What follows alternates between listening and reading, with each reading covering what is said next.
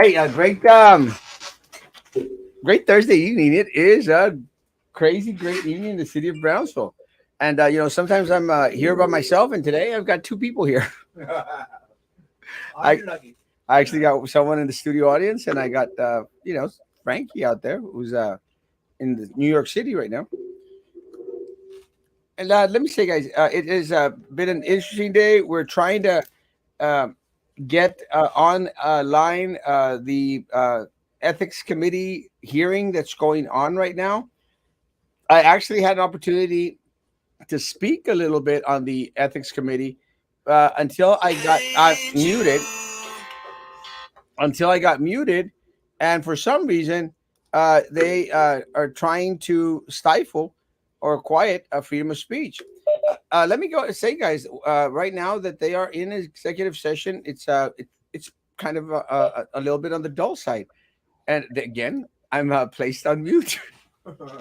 Es que, did you get in? Well, I don't know if Frankie was able to get into it, but you could get into it, and you could watch. You don't have to put in your camera, but you get to unmute or mute yourself. So I've been speaking to everyone at the meeting in the group and saying, "Hey guys, vote for Erasmo for mayor of the city of Brownsville." Because that's the kind of stuff I like to do. I like to do stuff that just completely irks their chain. Because someone has to. Let me start off by saying, actually had a very very busy day, very politico day. Uh, had our show this morning, which was a great show. But then afterwards, I yes, they did cut me off. uh, someone's asking if they cut me off. I go, yeah, those bastards. Are we gonna wait for Mr. Merrill? Oh, they're back. Frankie, can you put it on, Frankie, or no? Sure. Let me try.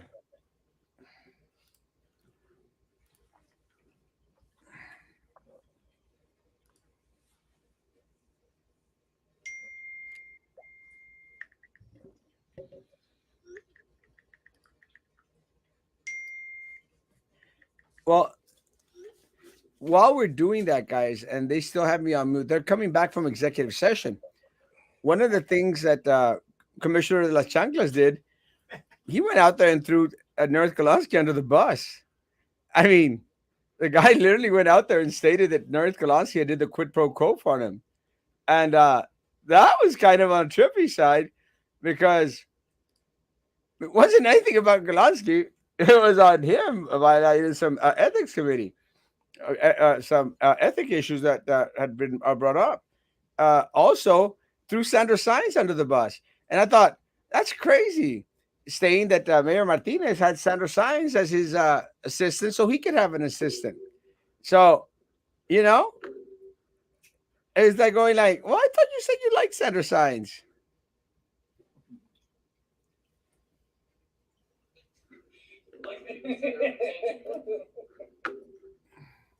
You got to click on that one, Frankie, and you can make it larger, I think.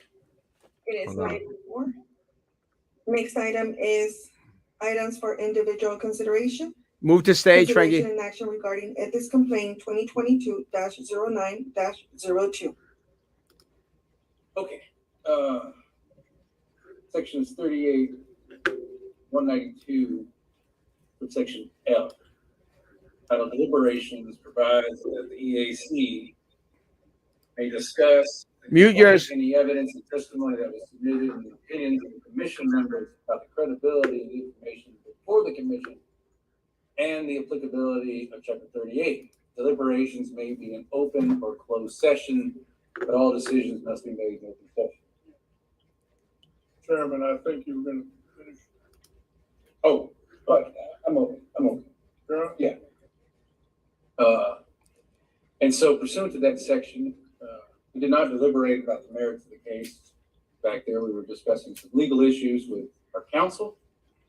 And so here we are at the point of deliberation. We'll do that out here. Do you have yours on, Erasmo? Yes. Turn yours down. So Would you be entertaining a motion to suspend the rules and Go. Now, Frankie, where's your sound? Favor say aye. Unanimous? Thank you. We, go ahead. So on If you click on the three little buttons, you can make it larger. That was ordinances, the first one that you all are to consider is 38-31A, which states improper economic benefit, economic interest affected. To avoid the appearance and risk of impropriety, a city official or employee shall not take an official action that he or she knows is likely to affect particularly the economic interest of the following. Number one, the official or employee. Two, the officials or employee's outside client. Three, the officials or employee's outside employer. Or a business entity in which the official or employee knows that he holds an economic interest. Five, a business entity that the official or employee knows is an affiliated business or partner of a business entity in which he holds an economic interest. Six, a business entity for which the city official or employee serves as an officer or director or in any other policy-making position. Or seven, a person or business entity, subsection A, from whom within the past 12 months the official or employee directly or indirectly has solicited an offer of employment, received and not rejected an offer of employment, or accepted an offer of employment. Or subsection B, with whom the official or employee directly or indirectly is engaged in negotiations pertaining to a business opportunity.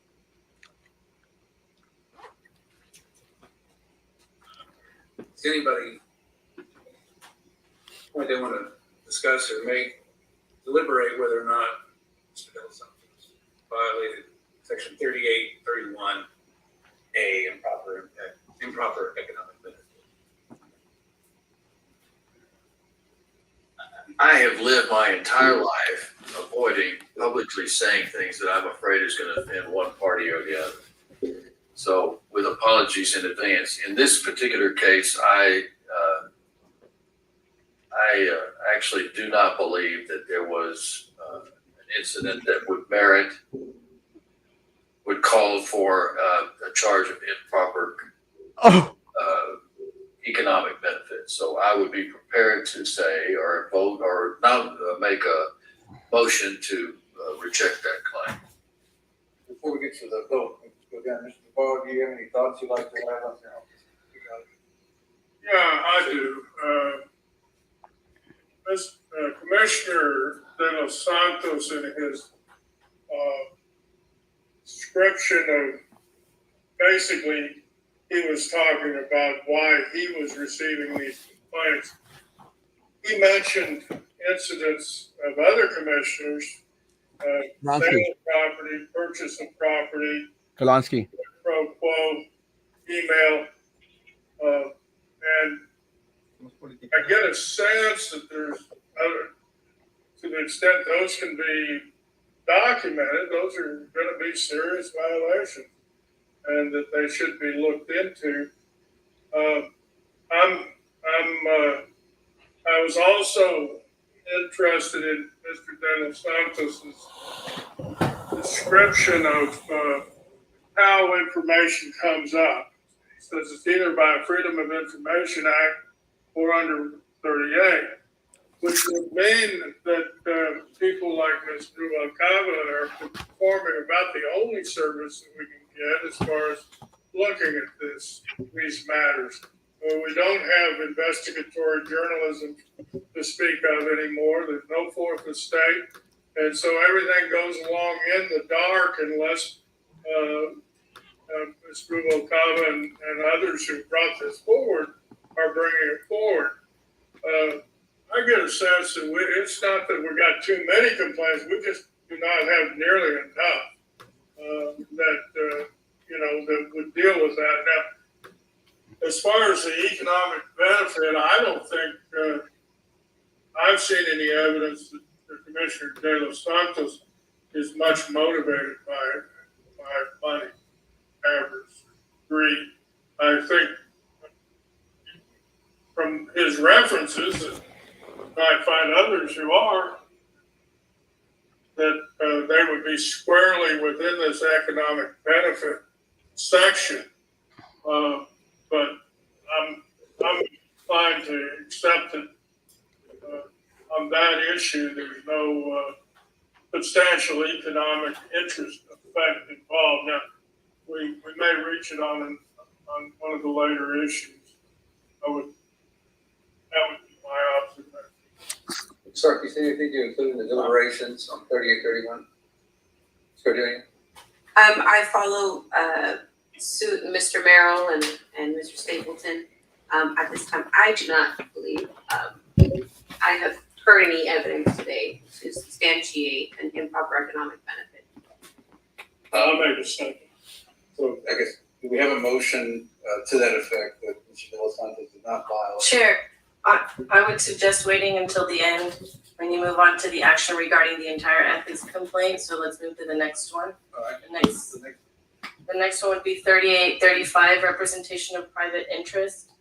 A, representation by member of board, commission, or other city body.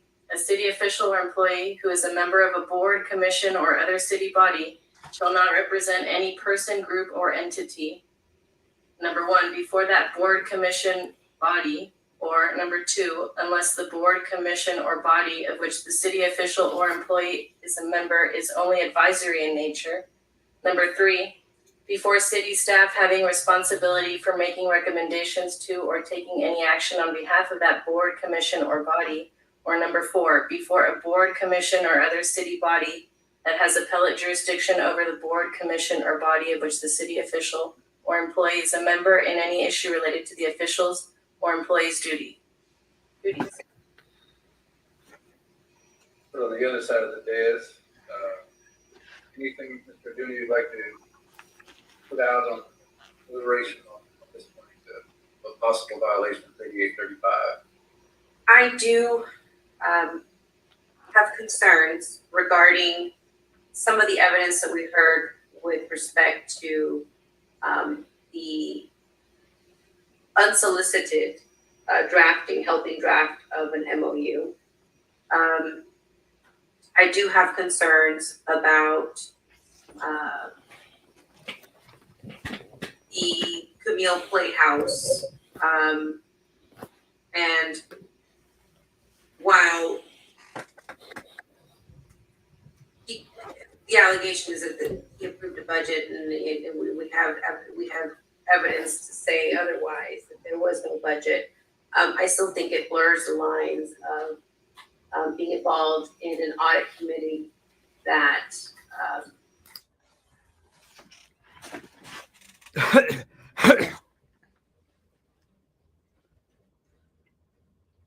Is that your internet, Frankie? for other committees or for other entities. Working fine. And my perspective is sharing that information with as a commissioner with another, with that committee. And being privy to documents that, absent having a unique relationship as a lawyer, boss employee relation that he may not have otherwise had. So I do share concerns with 3835 at this time. Sir?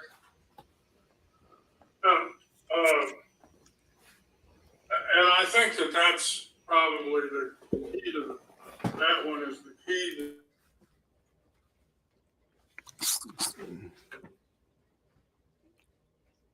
Trying to hear Frankie. if you've got somebody who is your representative, it's been very hard to control violations along that line. Now, I'm not sure that I'm reading it correctly, but that's the main thing we were discussing is how this is supposed to be read. My concern is that you cannot really separate those words. Try to move from one hat to the other discussed it. That's cannot be done, and we're dealing with many cases, lots of revolving door concepts. And this one's different. He's not leaving a high-paid job to go into a non-paid job, so he would go back into a higher-paid job. But the problem is even if it is a altruistic love of theater that has taken him into these things, we have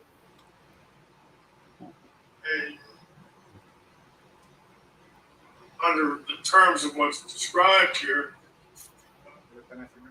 we still have a representation to other groups. And so I think that those types of things have made it loose enough.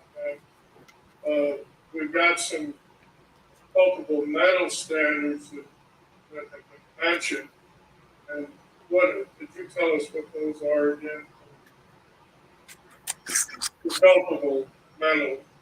Oh, by clear and convincing evidence. Talk about the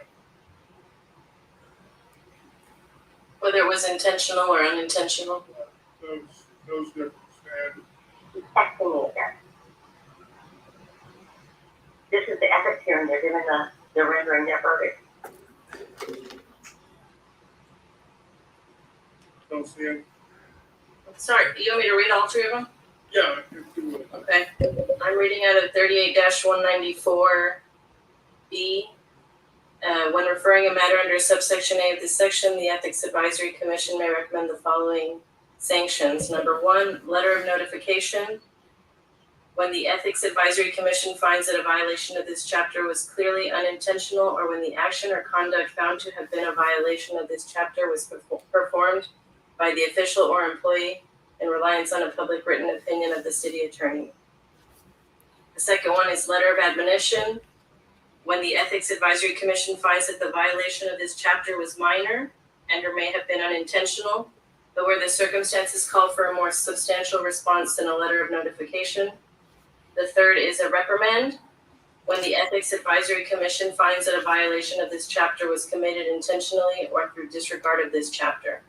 And then number 4 would be removal from office or suspension from office may be recommended when the commission finds that a serious violation of this chapter was committed intentionally or through culpable disregard of this chapter. And my observation of Mr. De Los Santos' discussion of it is that he doesn't try to hide any of it. This is it, but then basically he's defending the position as proper policy. And so I don't think there's any way to say that anything is intentional as far as doing that. But I think we may be able to say, well, it's not intentional, but we interpret that section different than you do. And so you guys on the commission, you know, and we're just advisory. You can go vote us down for the next meeting if you wish, but at least you'll have our concept of what we're doing. And so, you know, I'm inclined to find some type of unintentional admonition or a notice, and allow them to kick around what that section actually means, and if, to the extent that you can be on more than one board. I mean, the concept is that if you represent 200,000 people on a commission, that you cannot still be involved in that particular board, no matter how lofty the purposes are.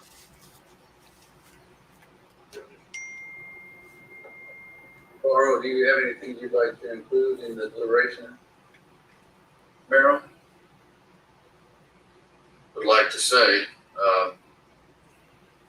Commissioner De Los Santos himself pointed out that there had been some claims against him by another commissioner when his chief of staff appeared before the commission on behalf of an organization that Galansky. commissioner emphasized that this person works for the commissioner. My personal opinion is that it's a crying shame that you can't do as much as you'd like to do in the community, especially when it starts to be a situation where the rules are not compatible with being able to do the things that you know want to do in the best of intention. And in contrast to that, I would say that it probably, in my opinion, it is probably inadvisable for a commissioner to get into the position of regularly working with staff in a detailed level, on a one-to-one basis, where there is a recommendation or even a suggestion or even just proffering evidence of something in an innocent way. I think I think we've gotten to the point in Brownsville where that is less acceptable than it used to be. I can guarantee you that history will, if a good researcher will be able to show that any number of commissioners and others have had great influence over individual staff commission in the city. But I think we've gotten to the point in our level of sophistication where it is less acceptable to direct individual staff rather than meet directly with the city manager and try to direct it that way. So with all of that having been said, what I'm saying is I think that there was not an intentional violation, but there's a gray area there that I think we should note. I'll add my thoughts on this. And I have looked at 3835, representation of a private interest, and in particular, subsection A3, for city staff have a responsibility for making recommendations to or taking action on behalf of a commission or body. And my analysis is as follows: that Mr. De Los Santos was a paid board member of the Mitty Foundation. The Mitty Foundation and the city of Brownsville and the Mitty Cultural District were engaged in negotiations of a memorandum of understanding. And his attempts to resolve the disconnect would violate 3835A3. It is a difficult, because I think that the resolving the disconnect cleared up some problems, but the resolving of the disconnect implicated problems on Mr. De Los Santos. That it entailed a violation of 3835. It's just my thoughts on it. I've taken everything that was taken out, and I did this, and I'm doing this. I'm struggling with this. Taking everything Mr. De Los Santos says is true. Still cannot get around the fact that he was a paid employee by. There's no financial component of 3835. It is just advocacy. And there was he's a compensated board member of the foundation. Whatever benefit they get out of NOU, whatever. But I do think that there was a possible violation of 3835A3. So the next one, Ms. Elizondo. The next one is 38-36, conflicting outside employment. General rule: a city official or employee shall not 1, solicit, accept, or engage in concurrent outside employment that could reasonably be expected to impair independence of judgment in or faithful performance of official duties. Or number 2, personally provide services for compensation, directly or indirectly, to a person or organization that is requesting an approval, investigation, or determination from the body or department of which the official or employee is a member. Subsection B is an exception. The restriction in subsection A of this section does not apply to outside employment of a city official if the employment is the official's primary source of income. Subsection C, the general rule stated in subsection A of this section applies in addition to all other rules relating to outside employment of city officials and employees, including requirements for obtaining prior approval of outside employment as applicable. I won't read the last one because it does not apply. Earlier, yeah, thing you like to add?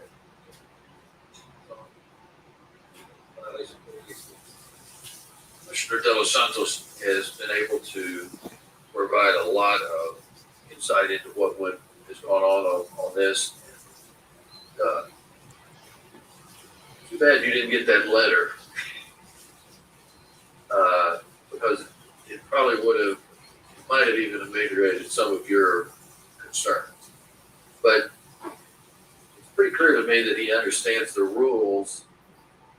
It's also pretty clear to me that this is a troublesome paragraph here, because if you're dealing regularly at the city employee level on something that is going to be put to the city commission for a vote, there's got to be a way to do it. But right now that's the uncomfortable position for me, is that right now it looks like this is representing, not being able to wear both hats equally, and representing one particular organization to the benefit of that organization, not to yourself, but to that organization. Is that making any sense, y'all? Basically, I think it was a step too far to get into that process with the sending over documents and things like that with the theater, and with offering up the advice on how to clear the air. It was just a little bit too far into the weeds for my purpose.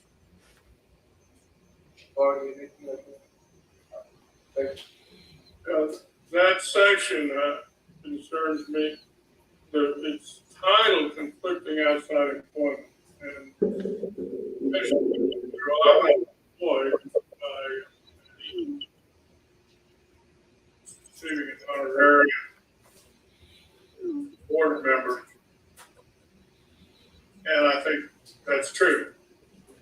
The second part is that when they spot the title of the rule, get into that second section, then it seems to fit the situation. If it were a criminal case, I'd be arguing that it was unconstitutional because of that fact. What I get a sense of is that the way that rule applies, that the Sombrero and ESC foundations would not be a violation, but many would be, just because of the way the language is phrased on it.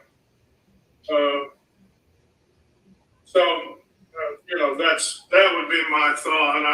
I think that from the terms of it, it's a violation.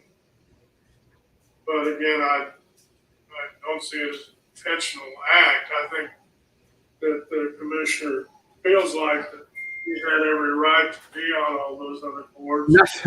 Nothing was intentional. He was doing it for a good purpose, and he was going to defend all of that. And I'm not persuaded that, I know that $14,000 is not insignificant, but I just think that in this case, it's going to move him. I think there's other motives that are there. And let me also do this, since I think this is going to be the last time I mentioned other motives are there, and it's basically just my discernment based on this because we have to reach an answer on intentional or notice. So, I think we're required to do that. I will say that I think that city employees, especially commissioners, people on the board, have a higher duty than the general public as far as the way they address other people. And there was some reference by both parties to an earlier hearing. I'm thinking that in many ways that we we're allowing too much, or committing from ourselves too much general attack.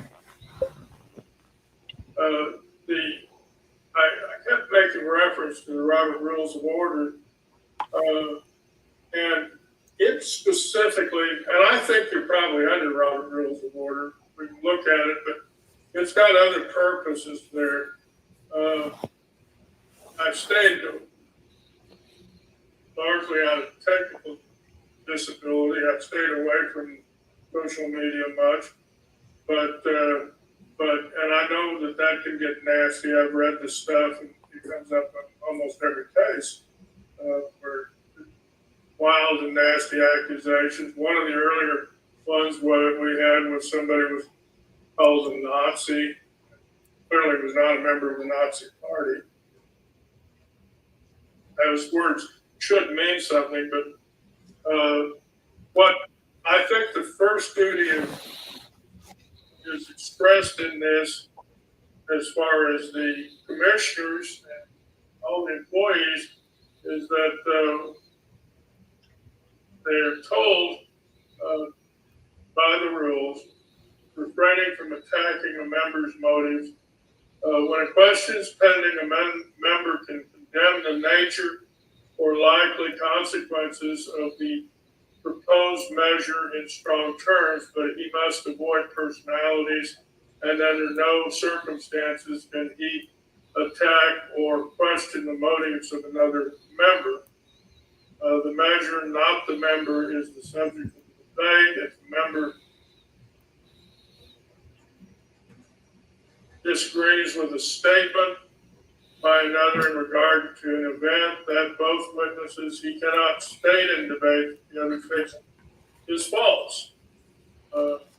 He might say, I believe there is strong evidence that the member is mistaken. The moment the chair hears such words as fraud, liar, or lie used about a member in debate, he must act immediately and decisively to correct the matter and prevent its repetition. And, that's talking about members in the process of a debate. I would just suggest that that's not a bad standard for anybody that comes in. That we try to avoid characterizing anybody more globally than who they are at that moment. So I don't know. I'm just saying, and I think it's a higher standard for city people. But I do think that we might want to send back complaints that violate that standard and tell them, please rewrite it. That's beyond what we think we ought to be able to do. So that's my deliberation on the tenor of the debate. I think this was an important issue, and I think that the appearance of impropriety required a development of it. I don't think there's anything substantial when we got to the bottom of it, but I do think it's an important issue. And I think the commissioner is correct that only Freedom of Information Act and this sort of hearing is going to bring things to light. The commissioner is going to survive this hearing. There's no question about it. But maybe some of those other actions shouldn't be survived. And, we're just advisory. They may go in and abolish our board next meeting and fire all of us and change all the, repeal 38. Anything is possible along that line. But to the extent that they really want some openness and clarity, I don't think it's going to prove to be a bad vehicle to do that with. And that it's like any other rule, it both help you and hurt you depending on the conduct. I'm thinking we should encourage you guys to keep it. Recognizing that you're the ones who are elected, you're the ones who have the power. But also recognizing that, you get some feedback on what people think would be like, why do it if they want to change it. Sir? Good evening. Yeah, I don't see violation of the.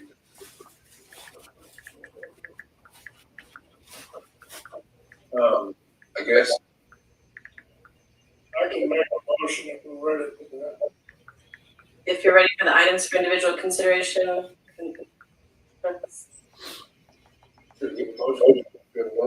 Yeah, I do. Consideration and action regarding ethics complaint 2022-09-02. Yeah, I move that we find no intentional act that would be within that, nor either a serious admonishment.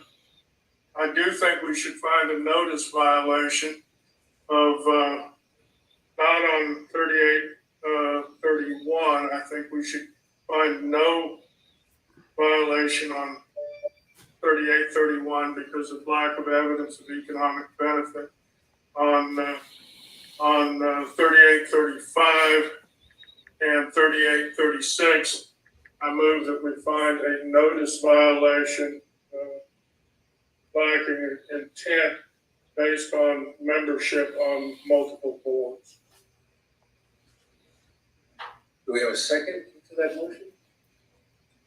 To clarify the motion, that would be to make a determination that a violation of this chapter has occurred with respect to 3835 and 3836 and recommend a letter of notification. That's correct.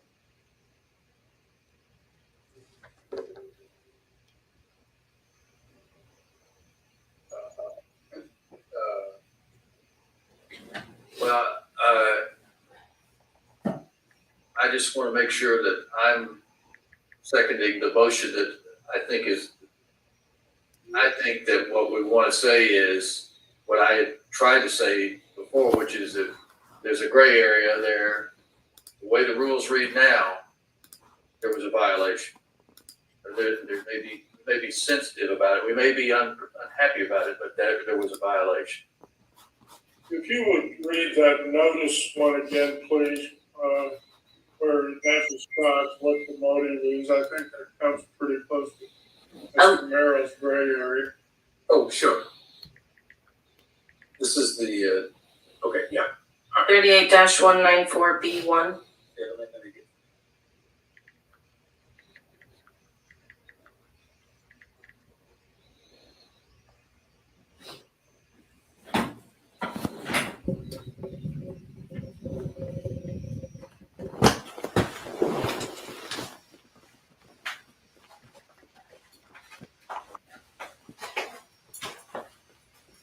If I can ask to clarify, the motion that is before us, Mr. Elizondo, is lumping together 35 and 36, is that right? Yes. Grouping them together. But right now, the motion is only to find whether subsection B 1 through 4 applies. Did I understand that motion? Yeah, I take an amendment if you want to consider those separately. I would prefer that we consider the sections separately. I'll amend the motion to deal with, which one would you like? Is consider second. Now, I would propose that we do section by section. Okay, and in the order they're in. Correct. Okay, well, I accept that motion. It's to 3831. I move that we dismiss the employee. Second? Just for Robert's Rules of Order, let's drop the motion that was pending and then go back to the one that Okay, well, you and I can both agree to. Yeah, I'm accepting the amendment, so what we would do is vote on. Yeah, that's good. Very happy. I've got the rules right here, so with them. With the amendment, what is the current motion on the table? The motion is to dismiss the allegation of a violation of section 38-31A. In other words, find that there was no violation. All those in favor say aye. Aye. Those opposed? That's unanimous, there's no violation of 3831. Next section, what's the next? Next motion, I move that we find under B1 letter of notification that there is a violation that was clearly unintentional. And, but that there is a violation, section 3835. Have a second for that motion? The representation. I'll put it up to Mr. Merrill, hold on a second.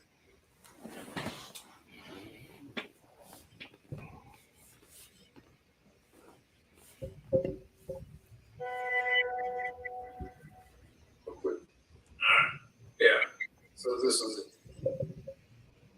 3835. We talk about A. So to be clear, I'm prepared to second, but it would be 3835A, subparagraph 3, that is specifically the area of concern.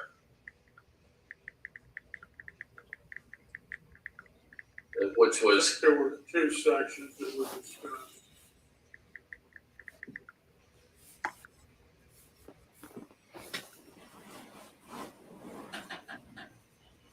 Would it not be in its entirety, 3835? You just So whether it's one or two, would just be Okay. taken up as a section. You can be specific in your written order. Do we have a second? You said a second. All those in favor say aye. Aye. Any opposed? Nay. Darby support? Motion passed. The third motion that I would have is the finding of notice, clearly unintentional violation of section 3836, which involves in particular the MIDI compensation.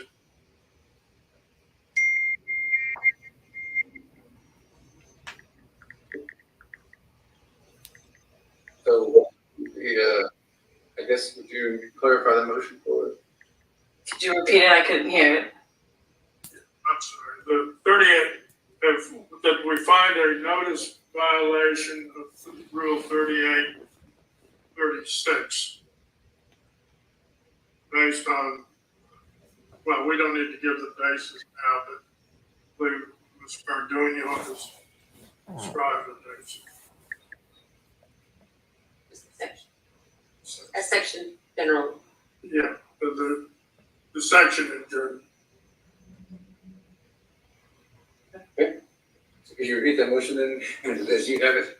So, okay, so the motion, if I'm correct, Mr. Stapleton, your motion is to find that there was a violation of 38-36 that amounts to a letter of notification because it was clearly unintentional. Right. Second for that motion?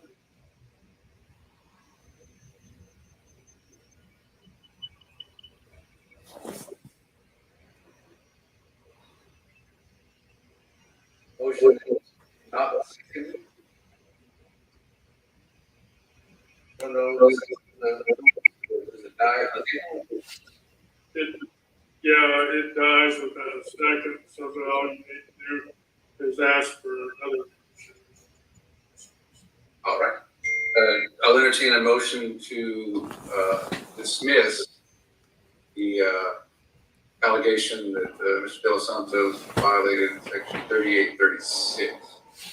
I'd like to propose a motion that no violation of section 3836, sound. We have a second to that? Second. Second, Mr. Sarkis. All those in favor say aye. Aye. Anybody opposed? No, Stapleton is designated as opposed. Very good. Any other pending matters? I don't believe so. move to adjourn. All right, is there a second? Second. Second, Ms. Gardenia, all those in favor say aye. All those opposed? Thank you. It is 9:47. Meeting has ended. Well, that was interesting in regards to the process.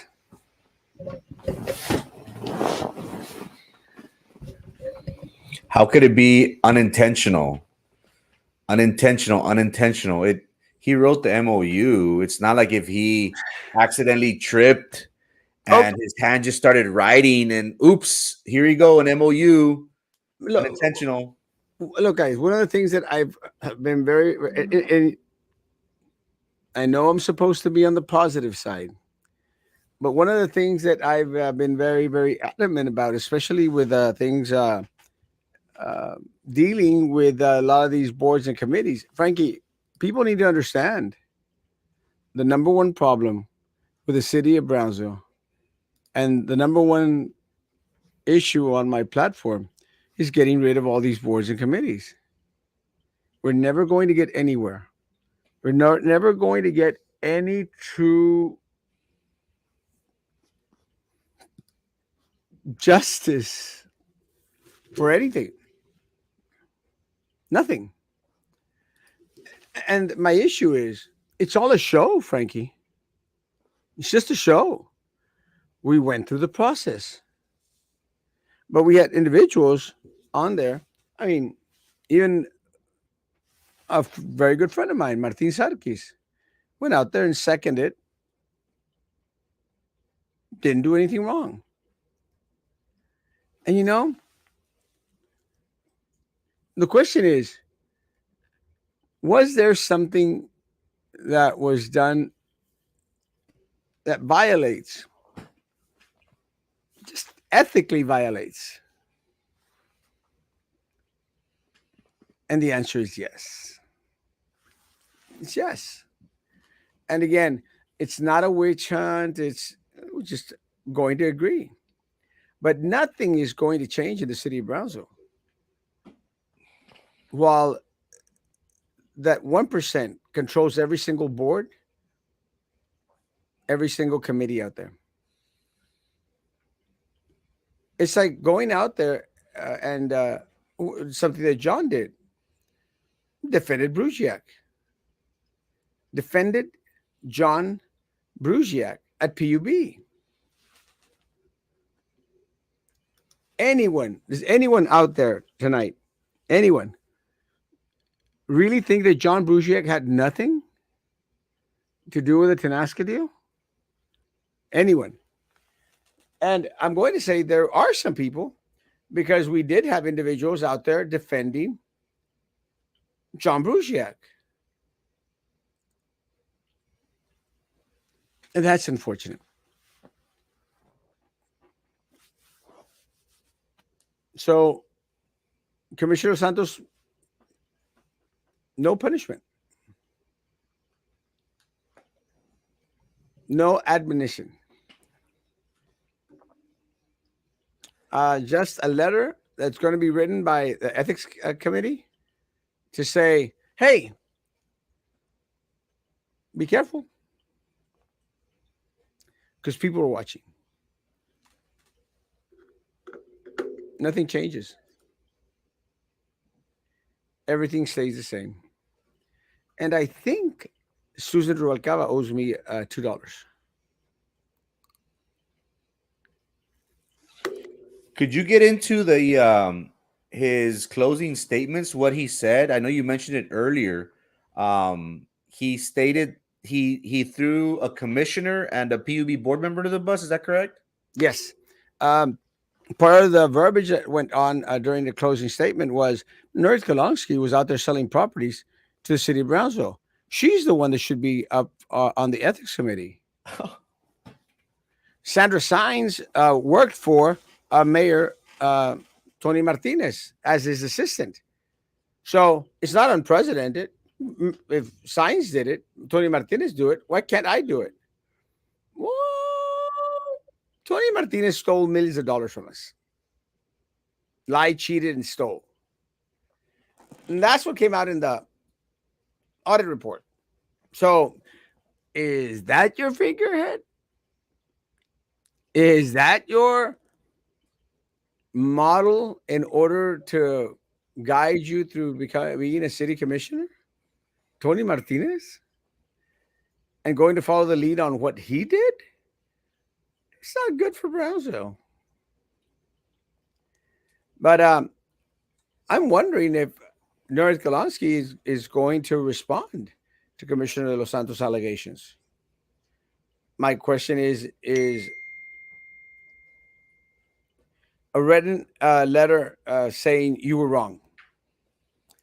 Yeah, that's what I said. A letter from the ethics committee saying, bad boy, bad boy.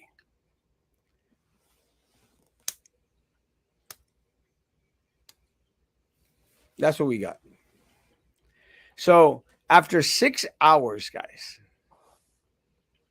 of hearing testimony, seeing produced evidence,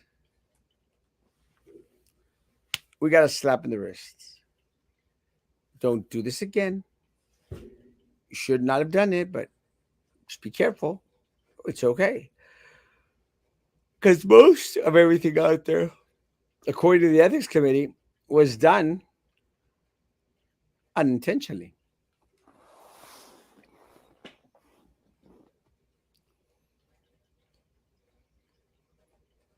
Yeah.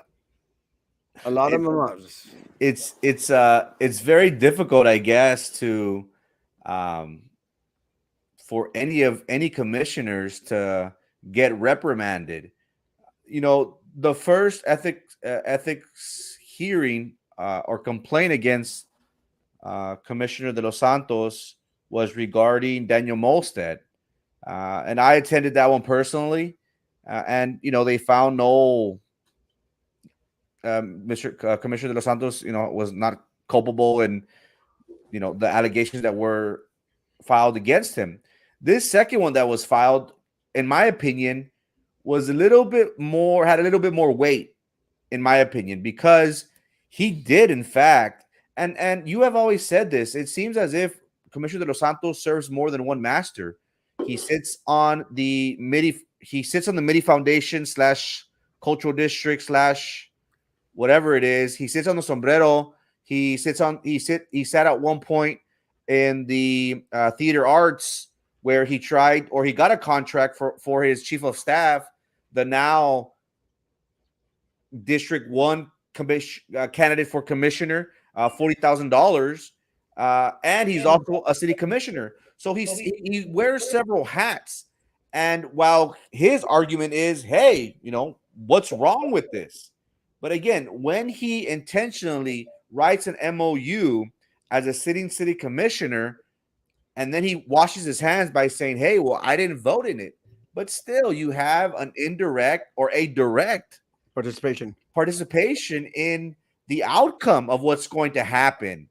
But again, the more these complaints are filed, it seems as if nothing's going to happen. This should not, in my opinion,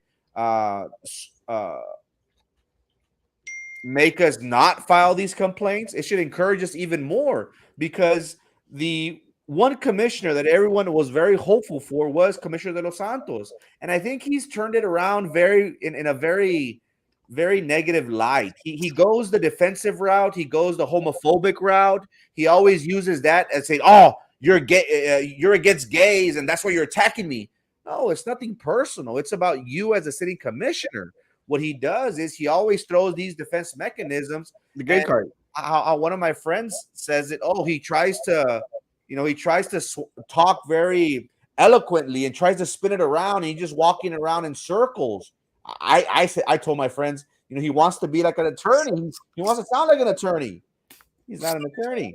But it's unfortunate that the ethics committee finds no serious violations here. When in fact, he did have,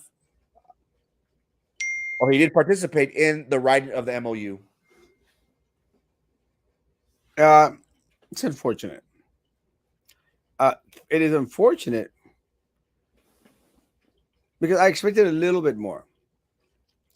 And I expected a little bit more from Commissioner Los Santos. I would have rather, Frankie, for Commissioner Santos to say, you know what? All right, guys, I'm going to step down from all these boards and committees and stuff and let other individuals have an opportunity to serve on them. That way I could focus all my energy on District 3. That's what I'd hope, All right, you know what? I can do that. Because anyone in their right mind, Frank, it's like, and look, one of the things that I'm being questioned on is Erasmo, but you travel a lot. You're still going to be able to do the mayor thing. Guys, you have to understand, being the mayor of the city of Brownsville is a volunteer thing. And individuals need to understand that you have a life outside things that you volunteer for. With that said, I promise not to be on any other boards and committees, because doing my work, having to travel out of town at least once a month, it's going to take up my time suffice. I just don't see myself being on 4, 5, 6 different boards. Because when you start to spread yourself out too thin, you actually serve no one. Passing in scripture, nadie puede servir a dos amos. And what happens is the way, and I think this is one of the things that's I think Stapleton tried to mention tonight. Once you're on all these boards and committees, you don't realize which hat you're wearing to the different one. Are you acting as city commissioner, or are you acting as Sombrero Fest individual? Are you acting as the LGBTQIA task force, or are you serving as a Mr. Amigo representative? Which one are you right now? And those lines start to get blurred all over the place. And I think that this is where Commissioner Santos went over the line, especially with the one that you mentioned in regards to the MOU. Because you're taking an active role. Active participation is something that's going to be voted on by the city commission. And you're not on there to abstain yourself from the vote. Because it's going to get to the point where you're going to have to abstain from everything. Because you're just out there serving in different roles, different capacities. I would have rather, and again, I have no fight with Commissioner Los Santos. I would rather that he had come out before and say, guys, I'm going to resign from every board and committee. I truly believe that would have been the right thing to do, Frankie. Just resign and serve as city commissioner and your job. With Spectrum or AT&T, I don't even know anymore. One of the things, and it's kind of weird that all this is happening, Frankie, because the other day I was actually thinking about that. I go like, does Commissioner Santos actually work? Where do you find time to do all these things, huh? Has anyone ever verified that Commissioner Santos actually works? Because he must have an awesome employer. Because he's everywhere, Frankie. You go look at the pictures and he's like at this function, at this function, at this function. And I remember being a board member, Frankie. A lot of my functions were limited because I was working for the American Cancer Society, You can't go out there and be at all the events because you work. I worked from 6 to You're on the 3 clock. on the clock. Yeah. So, Commissioner Santos, do you work? I don't know. I would have preferred that he stepped down from all these boards and committees, return the paycheck to the middies that he gets, and serve as city commissioner. What this is going to lead to is he se va a aferrar even more. He's going to be like, you see, they found that I was found not guilty essentially. So I could serve on whatever board, I could do whatever, which in reality, instead of learning from this, he's going to take this to a whole nother level and say, yo tengo la razón. Y'all are wrong. Y'all don't know. These people, the ethics committee that are there to oversee and be the oversight of what's going on, they found that A-okay, everything's square. Unintentional. So I don't buy it. I encourage the community to keep on filing ethics complaints if you feel that it merits to file. I'm not. We have to be smart about this, but I don't like this one bit. Commissioner de los Santos is gun ho on serving 3 or 4 boards, and we don't know where his allegiance is. He's going to say, "Oh, my allegiance is to the people of Brownsville." But when you're writing MOUs for certain organizations, how can you have that unbiased approach to that? And I think, in all honesty, you can't. Impossible. It's impossible. And again, Susan Rubalcaba, Erasmo Castro was right. And Susan Rubalcaba owes Erasmo Castro a $2 bill. And I am at that point where I'm tired of being right. I don't want to be right anymore. I really want to be proven wrong. I want to prove that there's actual consequences to the politicos here. There's actual consequences. There are none. And like I told Jerry McHale this morning, no one is going down for this Tanasca thing. No one. John Cowan went out there and said, John Brusiak did a great job. A great job. It's unfortunate. But when you have government investigating government, justice will never be served. Ever. Ever. So it doesn't much matter. This ethics committee was a piece of crap. It's a joke. Yeah, it's a joke. It's a waste of time. It's a waste of time. Good evening, Mr. Custer and Frankie. Good evening. Good evening. I wish we could contact Susan and see if she'd be willing to give a statement. That'd be kind of interesting. Call her.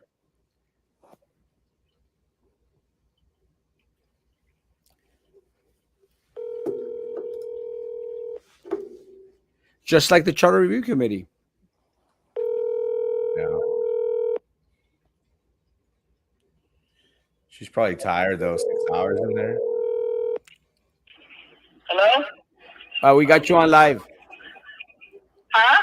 We have you on live.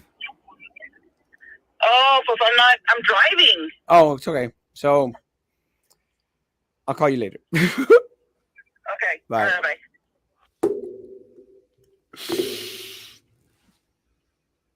I wouldn't want to talk to you either. Maybe you could have her on tomorrow morning. I'll see. Let me see. My lord, my lord, my lord. Just like the Charter Review Committee, we got nothing. It's all a show. It's all a show. Again, folks, nothing is going to change in the city of Brownsville because the number one issue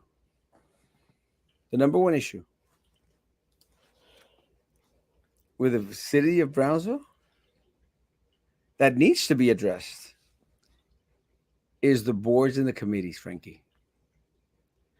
And I've been saying this for the past 8 years. And in no time during these 8 years have I been proven so right as I was with the Charter Review Committee, PUB, and the Ethics Committee. So it's kind of funny, no? Like one of the things that John is touting is like, well, I'm chair of the Audit Committee. Who cares? Doesn't matter. Because anything that y'all vote on is going to serve your purpose, your special interest, not the people of Brownsville. City commissioners or any leader representing the city above the law, just like the PUB board. Yes, because Kayla, again, the number one problem issue in the city of Brownsville, guys, are the boards and the committees. We have to fight. We have to take those seats on the commission. And we need to wipe clean every board and committee out there. Every single one. And I'm hoping, Frankie, that this coming election, we'll have individuals like Susan on there, Kati on there, Erasmo on there. And in District 1, Nerith Kalonsky on there. And that's 4 individuals that I pray, with the help of Pedro Cardenas, will commit to wiping clean every single board and committee in the city of Brownsville. So, friends, there's a lot of forums coming up, a lot of opportunities for meet and greets. Ask the candidates, are they willing to shake this ship up and remove all members of all sitting boards and committees, every single one of them, out? It's the only way that anything's going to happen in the city of Brownsville. Look, Frankie, we went out there, we posted today the issues at Sports Park. They're dirty as crap. Dirty with crap. They're disgusting. We have to bring back Boys and Girls Club throughout the city of Brownsville. We got to make our Boy Scouts, Cub Scouts here, make them strong. But everything, Frankie, that was geared before for students is like no more. I don't know if you remember, you probably never went because you never were a smart kid in school, Frankie. But back when I was young, I was one of the smartest kids probably in school. Doubt it. No, I'm sure. But when I was a freshman, Frankie, I was the top 5%. Top 5%. They used to take us, Frankie, to this place over there. Don't even remember what it's called. Camp Pemberton, or what's it called? Camp Lulu? What's the name of that park? It's called over there. I know, but we used to go swimming there, Frankie. Yeah. And nature stuff and obstacle course, because it was for the kids, to encourage them to go to this camp, Valley Camp or something. Someone know what it's called? I think it was like Camp Lulu or Camp. Y'all gonna need it. Well, we're gonna need your more than luck. We're gonna need your vote and you motivating the people to vote. But I can't remember the name of it. But Does anyone remember that name? So we used to go out there. You know that place doesn't exist anymore, except now that's where they dumped the fertilizer that BISD brought. At that camp, they just dumped it there. Used to have a big old pool. But it seems like all these programs that were to encourage kids to do well, they've shot in the foot. You know, Valley Christian, No, no, Valley something. I don't remember it to be Valley. I remember it to be Camp. Camp Lulu, no? Camp Lulu, Lulu, Camp Lulu, Camp, not Camp Anawana. That's a show. Valley No, it's not encampment, Valley. something. The encampment. Was it the encampment? I think so. And they would only take like a select few, and yeah, it was like a pool. It was like it Yeah. was fun. Yeah. You never went, but I went. I think it was in Valley or encampment. I can't remember. VID encampment or something. Anyway, so all these different programs out there, they don't exist. We don't have the Boys and Girls Clubs anymore. Don't have the encampment. Nothing. So we got to work with Parks and Recreational and get things in gear. And Parks and Recreational do a great job out there. You know, they do have, I think, Shannon Guerrero out there. Shannon is a powerhouse, does a great job. And I'm hoping that working together with Shannon and other individuals, we'll be able to bring these programs back to life. But the focus of all these individuals that are in office right now is how to put more money in their pocket. This is why people need to get involved and not just sit back and hope for luck, but boots to the ground. I was at Katy Press's event today, Frankie. Someone didn't arrive at the time that they said they were going to arrive.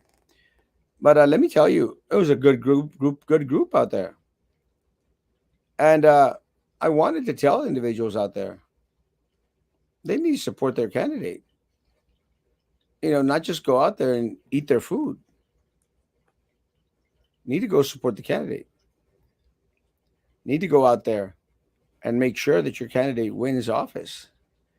And the only way that your candidate is going to be able to do that is if you become an active member, participator in the electoral process. Participate in the electoral process. Pick up her sides. Hold up her signs. Help her out. She's going to need a lot of help.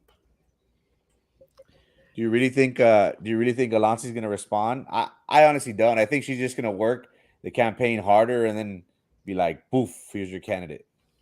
I don't think she's going to respond. I'd love her to respond. Yeah, she's not. So Commissioner Golonsky, I'm going to try and send you a message to invite you to come on live. We could address these things.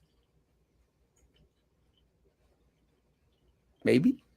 She used to come on your show, so maybe. I would send her. Well, you know, we had a parting of ways at times. Sometimes, you know, the enemy of my enemy is your friend. So we'll see what happens. I hope that she decides to come on. I am going to send an invite to come out next week or something. And maybe if given the opportunity to address these allegations, it's going to be interesting. I did see her today at Katy Press's event, which I thought was very nice of her.